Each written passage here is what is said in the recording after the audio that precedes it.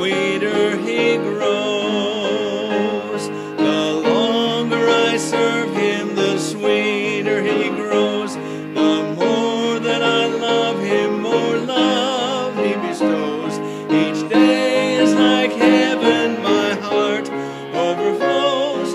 The longer I serve him, the sweeter he grows. I hope.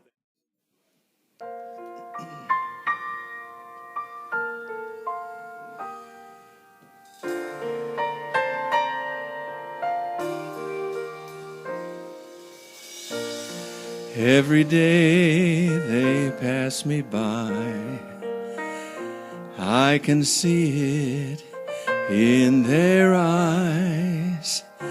Empty people filled with care, going who knows where. On they go through private pain, living fear to fear. Laughter hides their silent cries, only Jesus hears. People need the Lord. People need the Lord. At the end of broken dreams, he's the open door. People need the Lord. People need the Lord. When will we realize people need the Lord?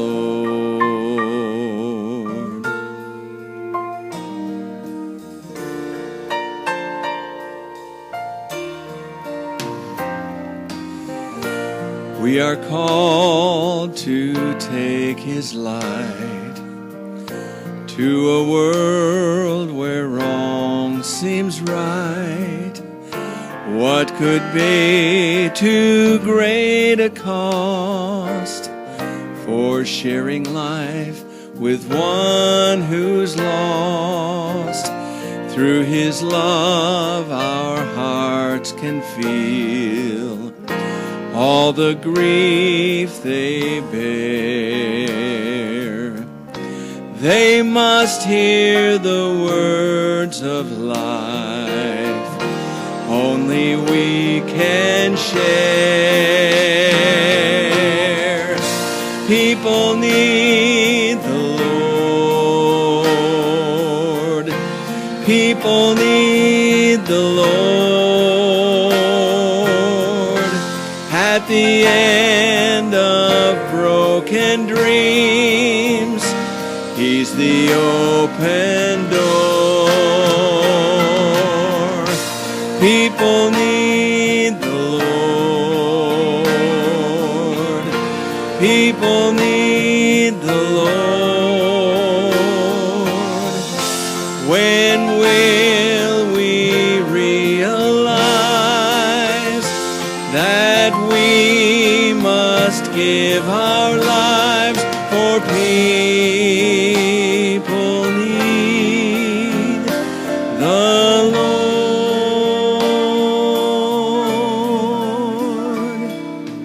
People need the Lord.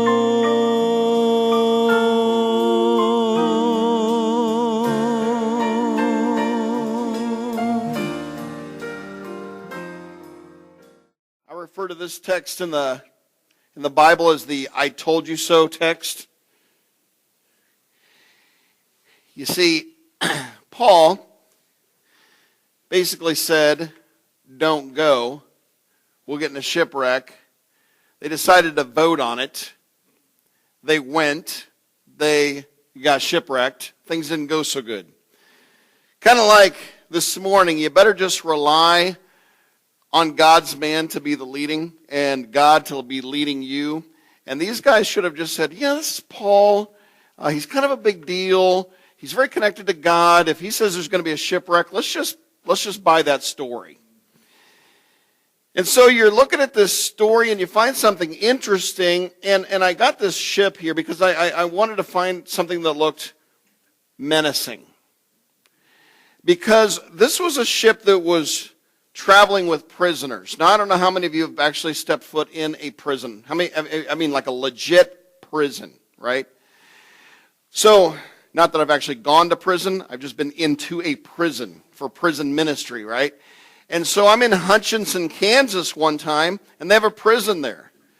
I'm like, yeah, this is kind of like high school. You know, it's like there may be a lockdown on a door. It wasn't really this maximum security stuff that you hear about, and you walk through a couple doors, and all of a sudden you're in the prison, you're walking through the cell blocks. It didn't seem like these guys would be too bad. But then I'm down a few years ago in deep South Texas, right across the border from Mexico. And this guy says, hey, Brian, you speak Spanish.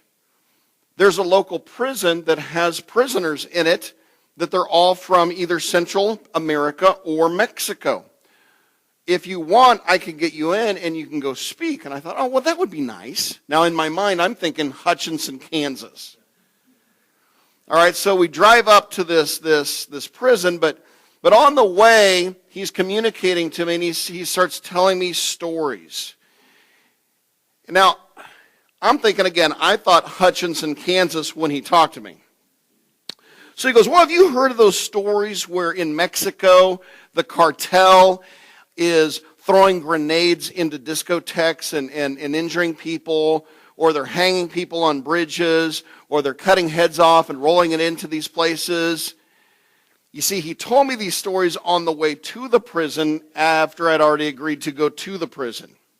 And he said, that's the type of men that are in this prison. Now, I didn't fully understand what different prisons were like, but I did know this. It looked scary. We had to go through all this stuff, and it had the serpentine wire, and it had the fences. Well, that was just to get into the property of this place.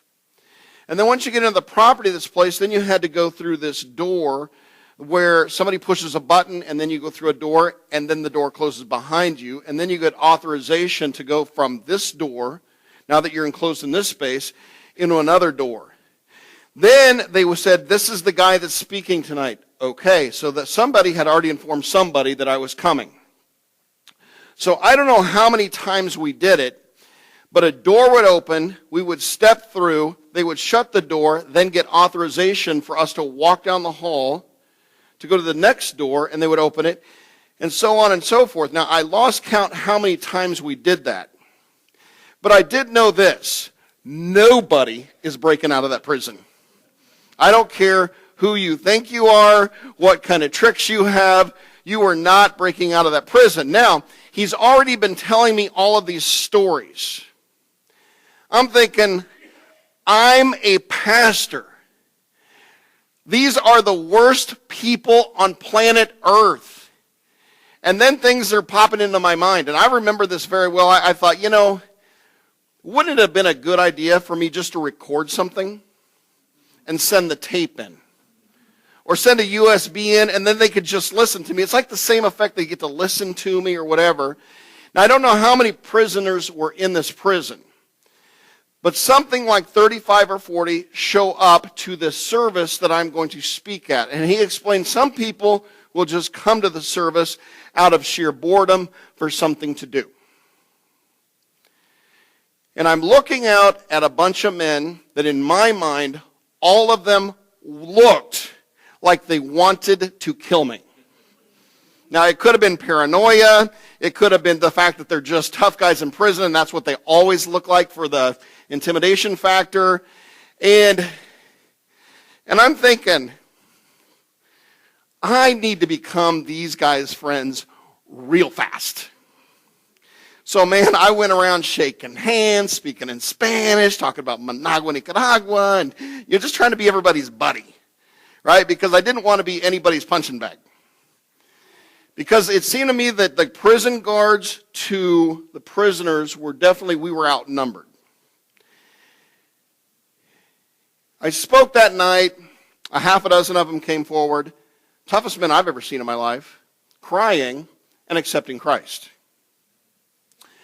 But I think about that story often when I read about Paul being in prison and the conditions that this prison must have been like, or how unfair it was for him to be put on a ship with other prisoners when really he had done nothing wrong other than follow God's leading in his life. And as you look through Acts chapter 27, you find out that Julius is the Roman centurion. So he's the boss of all the other guards and all the other Roman soldiers. Now he's assigned to guard Paul. He's a prisoner. Prisoners aren't given special benefits typically. So I have to look at the story, and as I'm seeing that the centurion is to guard Paul, he lets him go see his friends, go do whatever he needs to do, no big deal. So I'm looking at this story and thinking somehow along the way, this Roman centurion named Julius has somehow started just respecting Paul. Respecting who he is as a person, respecting who he is as a Christian, respecting who he is as a man of integrity, a man of character. Because otherwise, he's not just going to let him go roam free and do whatever he wants and have all these liberties. Now the weather, it was overcast, and sailing is dangerous during September and impossible by November. The story here, Acts chapter 27, happened in October. So they really shouldn't have been sailing anyway. It wasn't like a stretch to say we could be shipwrecked, because they could have been shipwrecked just because of the time of the year. Now the master of the ship, he took a chance. It was a bad call, and he sailed at first winds and decent weather. They get out there, they run into a storm. About 3/4 the way through, when all hope is gone, they finally start listening to what Paul is saying. A little late. The soldiers in the ship would have paid with their own lives if the prisoners had escaped. And it was acceptable, it was instinctive for the soldiers to assassinate any prisoners. Why? Because it was acceptable to kill them, it was not acceptable to let them escape. So if you were concerned that they could escape, you should kill them, because if they escape, then you have to die too. Or you have to die because of their escape. Now, none of these prisoners were killed. Why? Because obviously Julius, this Roman centurion, had gained respect for Paul, so he just starts hearing him out and listening to him. That's the story version of Acts chapter 27. Now, Paul was the missionary of missionaries, an example to us all after Jesus Christ himself. Now, the church should desire to invest in the missionary endeavor of Jesus, the same missionary endeavor that Paul was out to fulfill. But why? Why are we to get involved in missions? Because it's easy to promote something. It's easy to try to talk people into doing something. Why do we, as Christians, do missions? Well, that's an easy thing to answer.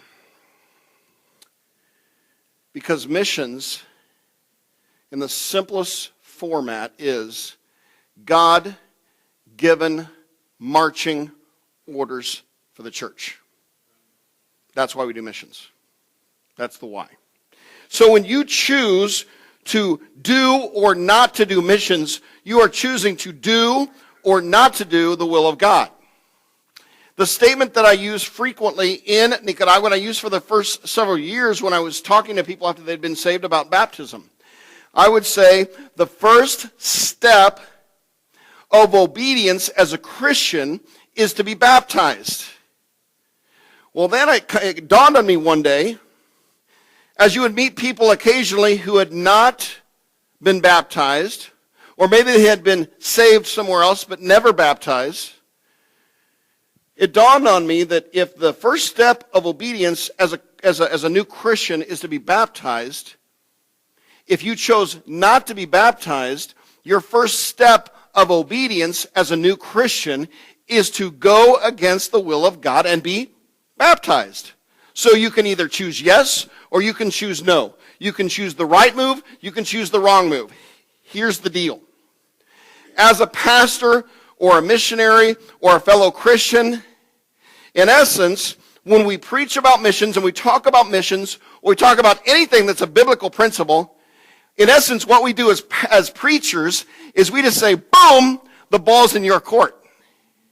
You see, as long as I've done right, and as long as I tell the congregation how to do right, the ball is now in your court. You get to choose to follow the will of God or not to follow the will of God. Not following the will of God never ends well for anybody.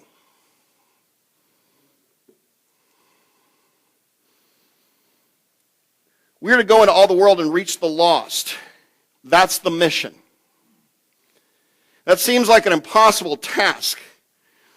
But I promise you this, it's totally possible if Christians will get behind the marching orders. Wouldn't it be nice if Christians followed the orders like soldiers follow the orders? You see, pastors, we can't go around like drill sergeants. It would be so much easier. I mean, honestly, I don't know about you, but I really respect pastors a lot because I have pastored. And I just want to get down in our congregation's face and go, you are being a total idiot! That's why your life is a wreck! But we can't do that because we have to be kind and spiritual acting. But inside you want to just look at people and say the reason your life is a wreck, the reason your family's a wreck, the reason your marriage is a wreck is because you're being a complete idiot and you're not following biblical principles. That's what you would like to be able to say to people, but unfortunately you can't just be that honest because people get offended. Thankfully in Nicaragua, they go, you're right. They will take that and go, you're right. I'm sorry, I need to.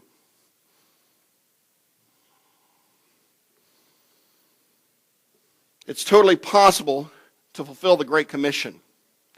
If you choose not to, that's between you and God, but the ball at the end of the day is in your court. You can be a part of the missionary endeavor. And you can do it successfully. But how? By following simple steps to success. Now, I showed this picture this morning because I like to talk about the early days, what was nothing and what became something. You see, that's the leadership team at our most recent retreat. I talked to you this morning about how I had to go in and against all odds, and I had the eagle on the passport, and how it was difficult because you're just the imperialist dog and all this kind of stuff in a communist country. To reach people, sometimes it's as simple as earning their respect. Living a life, there is a representation of biblical principles. And sometimes that takes a while. But if you live your life in such a way, sooner or later, people want what you have. They want a marriage like you have. They want a family like you have. They want a life like you have. And then they just simply respect the fact that you live what you preach. And you live what the Bible says. You know, you want to know how we're supposed to act around the world. I've got the secret. You ask this simple question. You ask somebody in the world, you say, what's a Christian? Well, they're not going to tell you a Christian is somebody who's saved by grace by the blood of Jesus Christ. They're not going to give you that answer. The world is going to give you an answer like this. It's going to be a list of don'ts. You don't drink, you don't smoke, you don't run around with those who do, You don't go to the bar. You don't cheat on your wife. You don't beat your kids. You don't cuss. And they're going to give you this long list of things. Guess what? The funny thing about that is they're not telling you how to get to heaven, but as a Christian, they're telling you how you should be living. And if you live that way, you earn the respect. And that's exactly what I see here in Acts chapter 27 and verse 3. And the next day we touched at Sidon, and Julius courteously entreated Paul and gave him liberty to go unto his friends and refresh himself. Again, especially for those of you who raise your hand and says, yes, I've been in a prison. I have never, not even in Hutchinson, Kansas, where that was kind of a loosey-goosey, not like a really serious prison. I didn't walk into that prison and see one prison guard go up to the big dude lifting weight. He spends all day and he's just huge and he just looks like he's mean and he looks like he's killed somebody. Jim, you've been good today. Here's the keys to the front gate of the prison. Go see your buddies in Wichita. That's not going to happen. Don't forget, in this story, Paul is technically a prisoner. Paul, go see your buddies, refresh yourself, grab a shower, get a pizza, whatever you got to do. Just Uber on over there. No big deal. Why? Obviously, the only reason I can figure out why is somewhere along the lines, Paul gained the respect of those that were around him. Julius knew. Maybe he didn't quite understand. Maybe he didn't quite comprehend the whole scenario, but he got this. He understood that Paul was a man of his word. He understood that Paul was a man of integrity. If you want to be that guy that invites people to church and they actually show up, you have to be that guy that lives his life in such a way that people go, yeah, I need to be like him. And if going to church develops somebody like him, then I'll go to church. When somebody says, well, I ask people all the time to go to church and they don't go, first thing I think of is, well, what type of lifestyle are you living outside of church? Because as your pastor, I see this guy. But what are you living Monday, Tuesday, Wednesday, Thursday, Friday, Saturday? Because I'm starting to wonder, if nobody wants to come to church when you ask them, maybe you're not getting any respect from people of the world. And I look at this story and I think, wow, Paul's integrity must have looked impeccable. But then I have to do that self-evaluation. How would my integrity look to others? And the question begs to be asked, how would your integrity look to those around you? How would your integrity look with others at school? How would your integrity look to others at work? How would your integrity look to those in your neighborhood? How would your wife's integrity look? How would your husband's integrity look? How would your kids' integrity look? The world is going to study you. And as a Christian, especially pastors, but every single Christian should understand that you live in a glass house. You see, they see you start the car and drive out of the neighborhood at 9:27 every Sunday morning to get to church at 9:30. Right? That's kind of how people do. They know that every Sunday you drive somewhere, and it's most likely church because you have a tie on, you have a dress on, but you're living like the devil during the week, or you're that grumpy neighbor that doesn't live a Christ-like life that makes them want to be like you. One of the best ways to win others is through your lifestyle.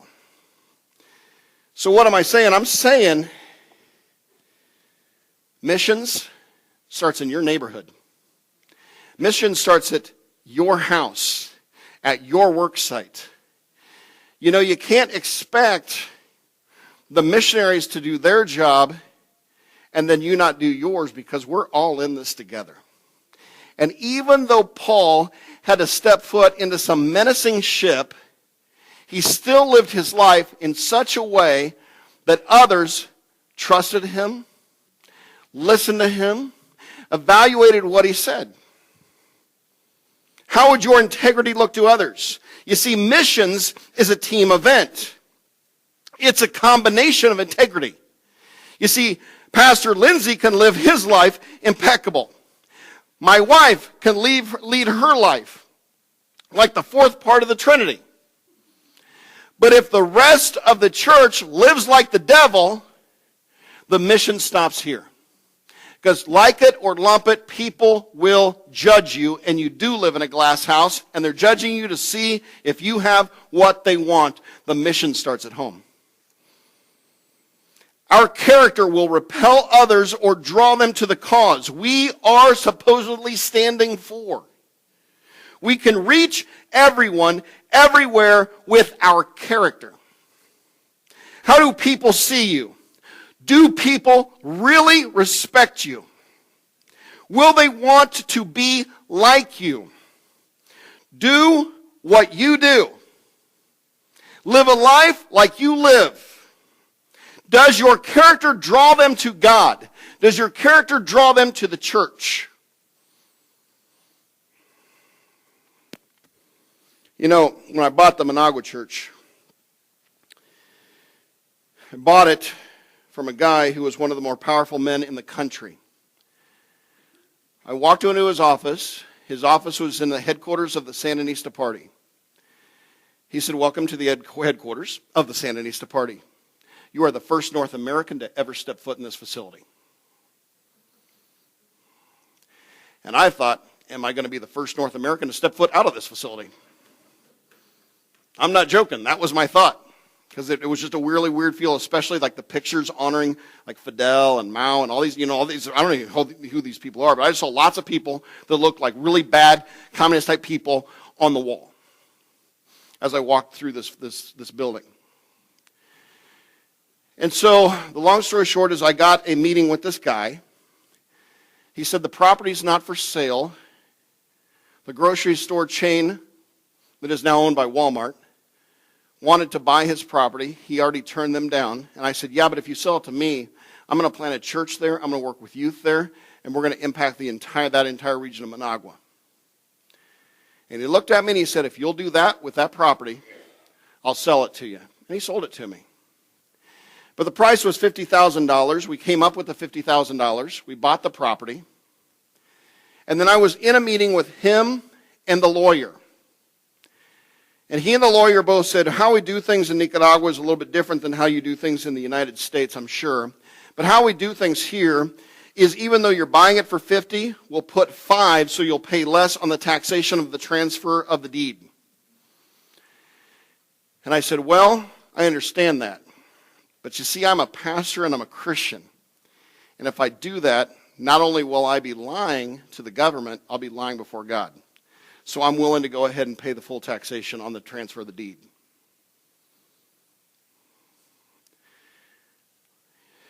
After that, the man who is known as the second to Daniel Ortega went through our 16 weeks of discipleship.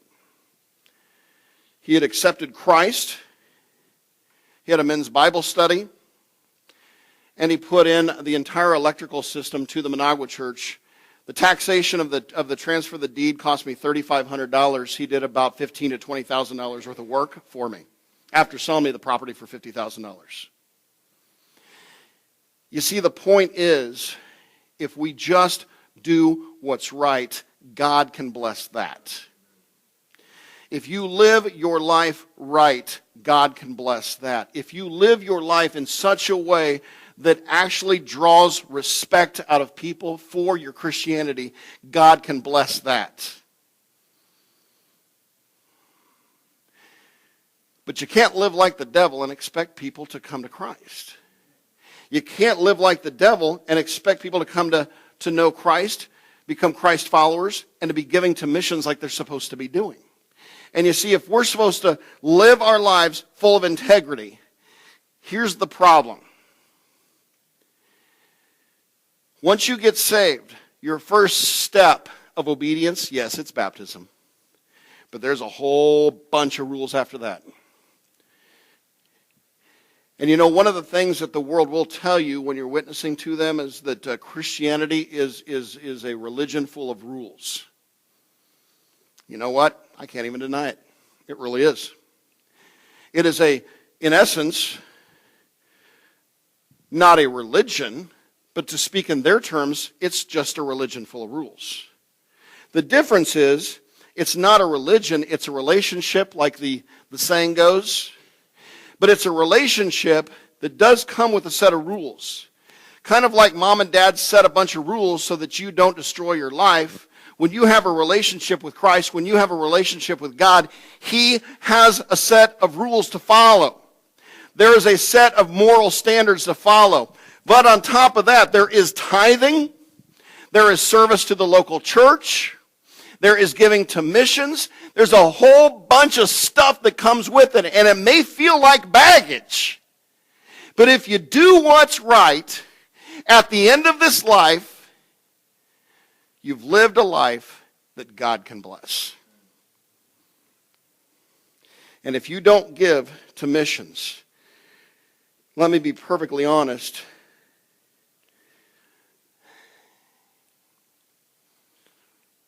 you're not living a life God can bless, and you're not living a life that God will respect. You see, Pastor teaches a lot of prophecy, and he'd be able to touch on this theme a lot better than I can. But I'm sure you've touched on the Bema seat. Now, the Bema seat can be explained in a lot of different ways. I explain it in a way that I fully understand. I see it like the Olympic pedestal. That's how I've always seen it. In the Olympic pedestal, you have gold, silver, bronze, and all the participants. Participant trophies are the most ridiculous thing I've ever heard of in my life. And I've used this before, and I've said it before, and I'll say it again.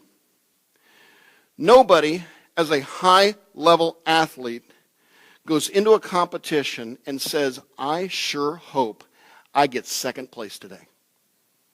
Nope. You may get second place, you may get third place, but you're really shooting for first place. Now, you're going to be before God.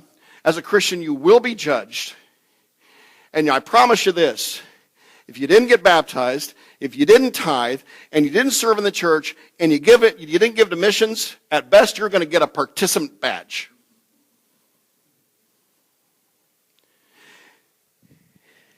And if I were to consider this entire back wall,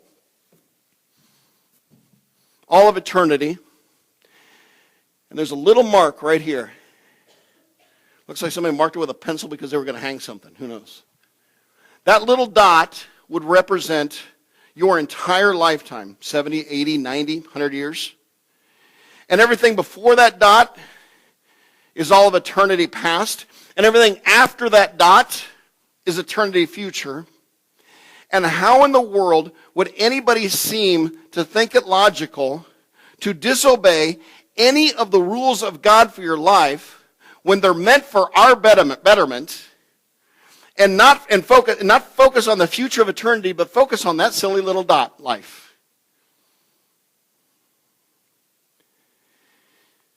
You see, folks, all that matters at the end is, did you glorify God, and did people get to go to heaven with you because of your life? After that, I really can't think of anything else important. Because there is a heaven, there is a hell. People are going to spend eternity in one of those two places, and we get to do something about it. The first step is to earn respect. Like I had to earn the respect of these people, and they had to earn the respect of the people in their neighborhoods, and in their communities, and in their cities, and in their regions, and grow their churches. But after you grow respect, number 2, expect storms. You see, Acts chapter 27, verse 20, and when neither sun nor stars in many days appeared, and no small tempest lay on us, all hope that we should be saved was then taken away. Now, I've been in the ocean, in a storm, with my family, because I made a really bad decision. We were on the East Coast, and I heard about these keys that were off the coast of Nicaragua. So I paid this random guy that has a little fishing boat made out of fiberglass with an outboard motor, no joke. A storm hit when we were out to sea. Was it Carly, Abby, and was Brenna born yet? Brenna was born, so she would have been just like an infant. So there I am, all 5 of us, with some dude trying to aim the boat at the right angle to these waves that I swear were 20 feet tall. And we're like, whoa! And he's just gunning it to not flip the boat. And I'm talking about a boat the size of like a John boat.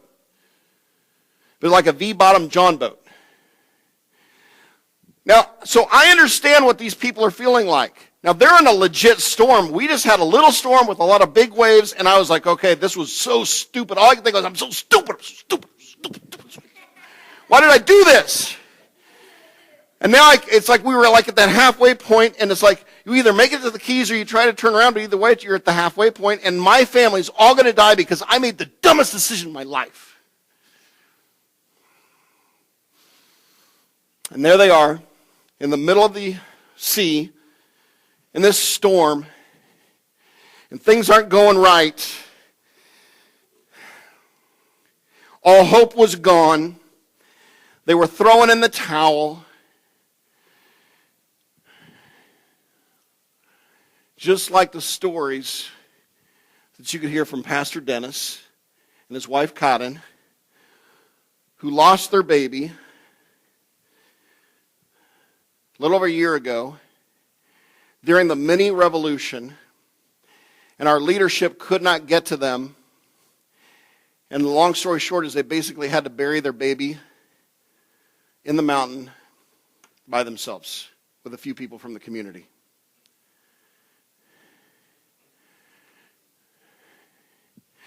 Think of this young couple in Panama, Alberto and Priscilla, struggling and struggling and struggling and struggling just to get that church off the ground.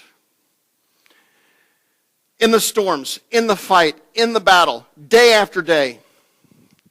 I think of Porfirio and his wife Blanca, who we spent all that time and all that effort and all the trips back and forth between Jalapa and Managua to start the school just to run 12.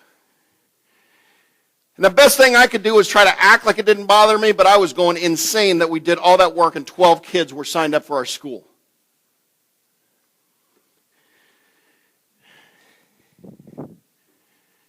They pastor the church. They run Avance Sport.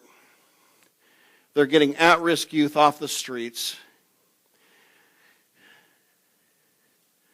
They've lost a baby in the mountains. Had one of their young leaders completely, epically fail on them. They stay in the fight week after week, month after month, year after year. And all of a sudden, they start getting momentum. The church starts growing. People get saved. They stay in the fight. They stay in the fight. They stay in the fight. Alberto and Priscilla, with such little impact, with their little church in like the worst possible location to have a church, stayed in the fight.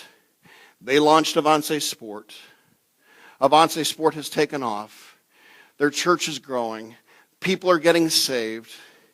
And it was so impressive that this is the couple that I mentioned that the former president of Guatemala wants to meet with me and has already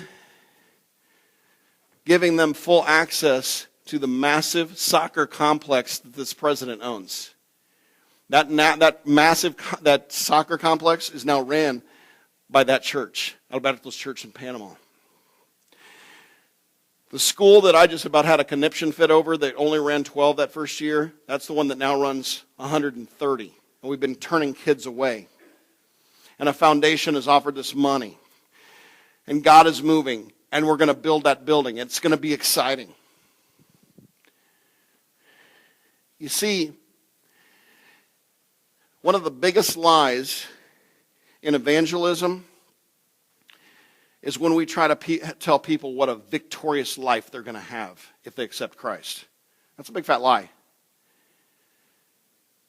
Because in the Christian walk, life is full of struggles. Life is full of death. Life is full of heartache. Life is full of bad things because the prince of the earth is Satan himself, and he hates what you stand for. He hates what this church stands for. He hates what your God is trying to do through you. And the only victorious life is the afterlife. And this life is going to be a struggle, but you push through and you know that the storms are coming. And when everybody else says there's no more reason to continue, you be a Paul. You stand up in the storm. You be the one.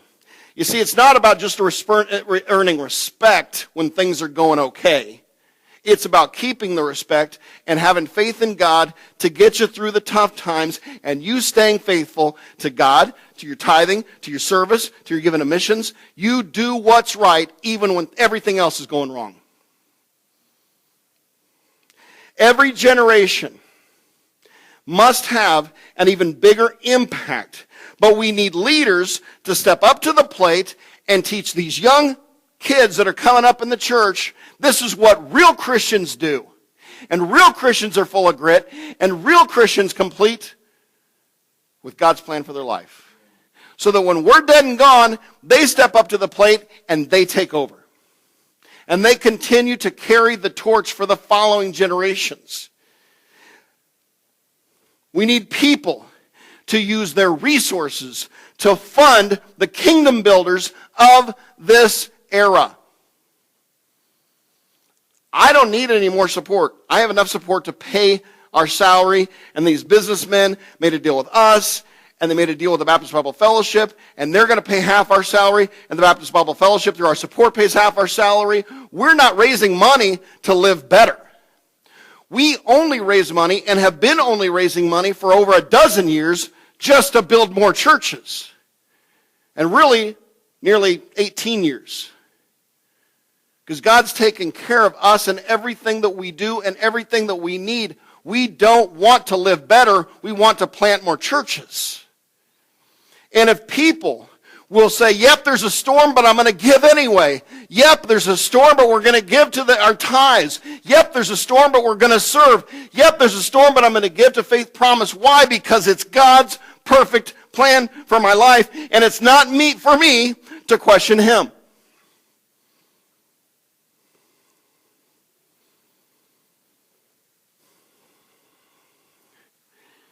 You see, when you stick through the storms and everything stinks in our Christian life, because Satan himself is throwing all the junk at you, like he threw a bunch of junk at Job, and you stick to it, you have to suffer. But you come out on the other side of eternity as a winner at the Bema seat, as a winner at the 1,000-year millennial reign, as a winner for the rest of eternity. And I don't know about you, but I like to be on the winning team. And if I'm on the winning team, I want to be an active player. Not just a bystander, not just a bench warmer. I don't just want a ticket into heaven. I want to be on the all-star team. I want to be chosen to be on the all-star team. And I don't want to do it for me. I want to do it for Him. And that's how we should live our lives. And that's how Paul lived his life. And that's why he gained respect. And that's why when they were going through this storm and everything was bad, and it said that they had lost all hope that we would be saved. And all that hope was taken away. Paul ended up standing up. You see, number 3, be strong. Be strong. So this is just one of our youth rallies we do. Before we get to the be strong part. That's one of the youth rallies we do each year. That's some of the roughest dudes in the country. And these guys get saved. And they have changed lives. And they become the Norlands, the pastors of the Messiah Church, like I talked about today. Saved out of the hood, saved by grace, and they become something greater than you had ever imagined, because that's how God works. You see, if we stay on the plan, it will have a payoff. Next slide. Then you look at this couple, Porfirio and Blanca. That's the one I mentioned this morning. Wanted to make sure I showed that picture tonight. The wealthiest couple in our Managua church, the biggest tithers in our Managua church, they came to me and said that they were answering their call. They were surrendering to full-time Christian service. They answered it. They've served faithfully through the yucky, through the disgusting, through the attacks by churches, attacks by people. It's attacks by Satan. You can call it what it is. But they weathered the storm, and now they're getting their payoff. And now they're going to be able to build that next building real soon. Why? Because if you'll weather the storm and continue to gain respect of the people around you, God will bless it because you're doing it for Him. Next slide, please. Then we're doing this Right Extreme Baja 2020, raising awareness to buy land and buildings and churches, but we got to do it together. $1 million, that was just a number that I put up there with some of our projects. If I put all of our projects that I'd like to do together, folks, I'll be perfectly honest with you, it'd be closer to $10 million. You see, we're already working, we've already been working in 4 countries. Now we're into 5. Next month goes to 6th. In next summer, I'll be in Mexico, Costa Rica, Nicaragua, and Panama. Boom, boom, boom, boom. Why? Because there are people without Jesus and churches need to be planted.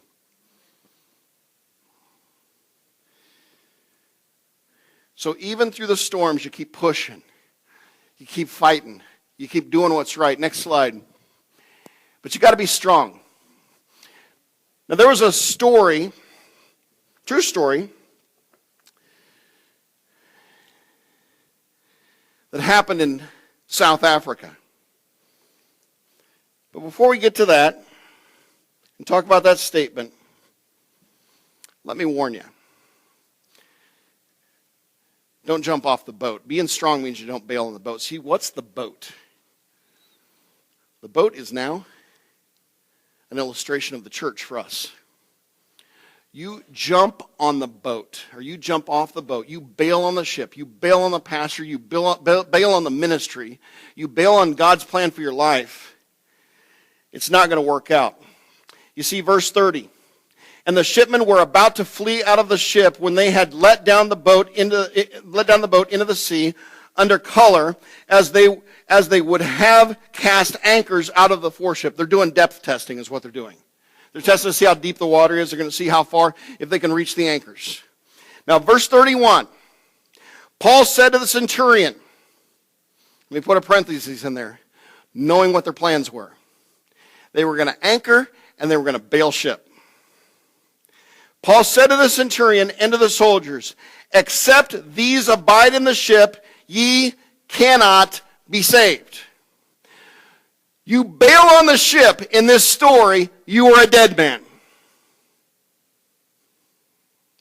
You bail on the church and you bail on God's plan for your life. I have not been in ministry as long as you have, but I've been in ministry long enough to see people who bail on God. Or they bail on the church. And I've watched them destroyed, their family destroyed, their kids destroyed, their history destroyed, their legacy destroyed. You see, it doesn't work out to be out there on your own. You jump ship on God, you jump ship on the church, you're on your own.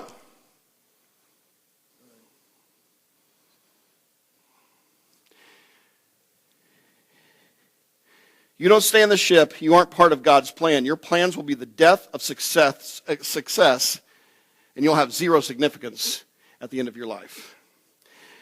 Don't bail on the church or God's plan for you and missions. Maybe you can sit in the church, but you don't get involved in missions. You don't do what you're supposed to be doing.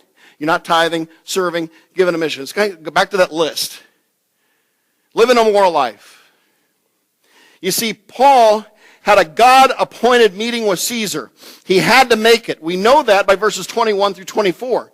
But after long abstinence, Paul stood forth in the midst of them and said, Sirs, ye should have hearkened unto me, and not have loosed from Crete, and have gained this harm and loss.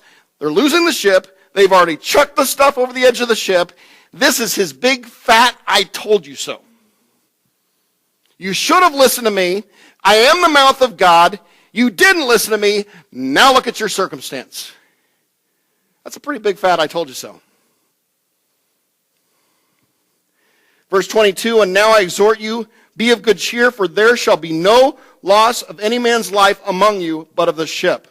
For there stood by me this night the angel of the Lord, whose I am and whom I serve, saying, fear not, Paul, thou must be brought before Caesar. And lo, God hath given thee all them that sail with thee. In other words, if those guys stuck in the ship with Paul, they didn't die. So you want to talk about a lucky rabbit foot. They had Paul. They had it made. Now let's talk about this. Francois Peinard, one of my favorite illustrations. I've used it a million times. South Africa's Springboks versus New Zealand's All Blacks in 1995. Nelson Mandela talked to Francois Peinard, asked him to build up and make stronger their rugby team. They come down to the finals. In this rugby match, somebody's going to win. I've used this illustration here before. Francois Peinard was the captain, and he became very close to Mandela and understood what he was trying to do. He was trying to unify a nation. You see, God is trying to unify the world with his kingdom. And that's what missions does. But they're down in the last few minutes, and Peinard's words in the last few minutes of the championship game as he heard a unified nation singing, and he understands that South Africa is coming together at this moment. He looks, he huddles up his team, and he gets them together, and he says these words, heads up, look in my eyes. Do you hear? Listen to your country. 7 minutes. 7 minutes. Defense, defense, defense. This is it. This is our destiny. And that was his motivational speech right in the middle of the huddle. This is my motivational speech to the church, folks. Heads up. Look in my eyes. Do you hear? Listen to your God. The time is near. Jesus will be returning soon. Live life like he's coming tomorrow. Defense, defense, defense against Satan. Offense, offense, offense to win the world for Christ. This is it, church. This is our destiny. This is missions. It's not just to earn respect, folks. It's to weather the storms, weather whatever Satan throws at you, and stay in the fight and do what's right and still be involved in missions and still be into soul winning. Be strong. You see, God has got your back. And he's not going to let you lose. You see, this is his plan, not yours. So if you follow his plan, you'll win. Offense, offense, offense. This is it. This is our destiny. You were saved for a reason. You were saved for a purpose. And your destiny is to glorify God. Your destiny is to bring others to Christ. Your destiny is to fulfill the Great Commission. If you don't do that, you lose. And it's a guaranteed loss. You see, folks, missions is a team event. Together we can complete the mission.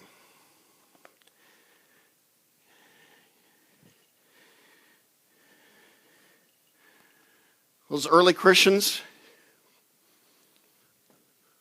were beheaded. The early Christians were crucified upside down. The early Christians were sawn asunder. If you don't know what that means, let me just explain to you this. It's too disgusting to talk about with children present. Being sawn asunder was one of the most brutal, far more brutal than a crucifixion. We don't have to be beheaded. We don't have to be crucified. We don't have to be sawn asunder. We just have to follow the rules. Pastor? I'll stay in the old time way, the way that believes in Jesus, for he makes the lost sinners brand new, the way that believes the Bible and proclaims every word is true.